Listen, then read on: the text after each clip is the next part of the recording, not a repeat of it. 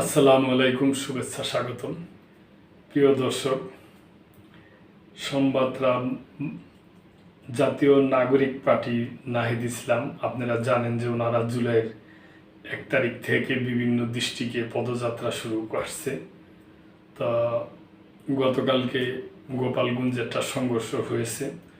ওই সমস্ত ব্যাপার স্যাপার নিয়ে নাহিদ ইসলাম বলছে যে গত বছরের জুলাই থেকে এরা জীবনের কোনো ভয় করে না, তারা পরিবর্তনের জন্য, ন্যায় নীতির জন্য রাজনীতি করতেছে। এই সমস্ত ব্যাপার নিয়ে প্রথম আলো পত্রিকায় এই সংবাদটা আসছে।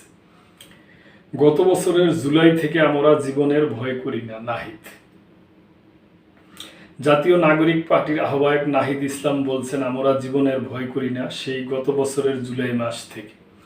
রাজপথে নেমেছি নতুন বন্দোবস্ত প্রতিষ্ঠার জন্য। সেই নতুন দেশ প্রতিষ্ঠার আগ পর্যন্ত আমরা সংগ্রাম চালিয়ে যাব। আজ বৃহস্পতিবার বিকালে রাজবাড়ী শহরের এনসিপির সবাই কথা বলেন নাহিদ ইসলাম। এর আগে এনসিপির মাসব্যাপী দেশ গড়তে জুলাই পদযাত্রা কর্মসূচির অংশ হিসাবে আজ বিকেল 5টার দিকে রাজবাড়ী শহরের বড়পুল এলাকায় পৌঁছান এনসিপির নেতারা। এরপর রাজবাড়ী শহরের 1 নম্বর রেলগেটের শহীদ স্মৃতিস্তম্ভর সামনে সবাই যোগ দিতে পদযাত্রা শুরু করেন তারা। নাহিদ ইসলাম বলেন, আমরা 5ই আগস্টের পরেই বলে দিয়েছি আওয়ামী লীগ কোনো রাজনৈতিক দল নয়, এটা তো একটা সন্ত্রাসের সংগঠন। অবশ্যই তার থেকে বড় বিষয় ফ্যাসিস্ট মতাদর্শ, এই আদর্শকে পরাস্ত করতে হবে। জুলাই পদযাত্রার উদ্দেশ্য প্রসঙ্গে এনসিপির আহ্বায়ক বলেন, জুলাই পদযাত্রার অন্যতম প্রধান উদ্দেশ্য জেলায় জেলায়, এলাকায় এলাকায় আপনাদের সমস্যাগুলো খুঁজে বের করা এবং তা সমাধানের পথ বের করা। আপনাদের সমস্যা সমাধানের রাজনীতি আমরা করতে চাই। বিকেল 5:30টায় শুরু হওয়া পথসভায় নাহিদ ইসলাম আরও বলেন, আমরা মনে করি সবার আগে সমস্যা খুঁজে বের করতে হবে। যদি আমরা সমস্যা না জানি তাহলে সমাধান করব কিভাবে?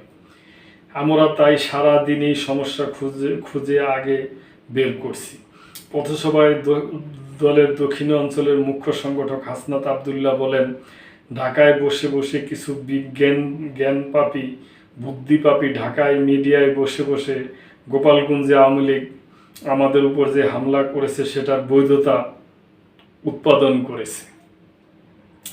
দলের জ্যেষ্ঠ যুগ্ম সদস্য সচিব তাসনিম যারা বলেন, রাজবাড়ী জেলায় কোনো ভালো হাসপাতাল নেই। আমি সদর হাসপাতালে গিয়েছিলাম, সেখানে দেখেছি রোগীদের কত ভোগান্তি হয়।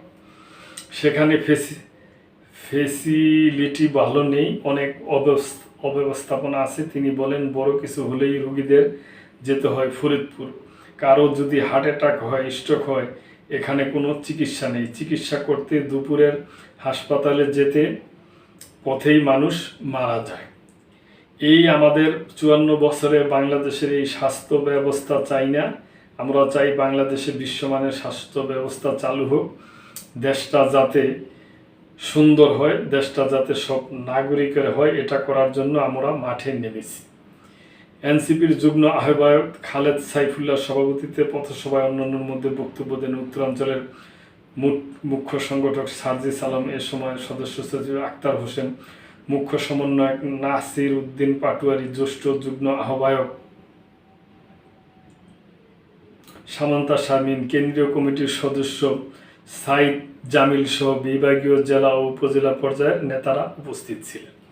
সমাবেশে এনসিপির নেতাকর্মীরা মুজিববাদ মুর্দাবাদ, ইনকেলাব জিন্দাবাদ, দিল্লি না ঢাকা ঢাকা, আমার ভাইয়ের রক্ত বৃথা যেতে পারে না, দিয়েছি তো রক্ত আরও দিব রক্ত, গোলামি না আজাদি আজাদি আজাদি, আপোষ না সংগ্রাম সংগ্রাম সংগ্রাম, মুজিববাদের ঠিকানা এই বাংলায় হবে না ইত্যাদি স্লোগান দেন। তো প্রিয় দর্শক, তা ওনারা জুলাইয়ের পহেলা জুলাই থেকে পদযাত্রা শুরু করছে। আজকে হয়তো শেষ পর্যন্ত ওনারা মানিকগঞ্জ পর্যন্ত আসছে। তাই এই তো ওনারা আর কি বলছে যে গত বছরের জুলাই থেকে ওনারা জীবনের কোনো ভয় করেন আর কি। ওনারা ন্যায়, নীতিবান এবং সঠিক রাজনীতি করতে চায়।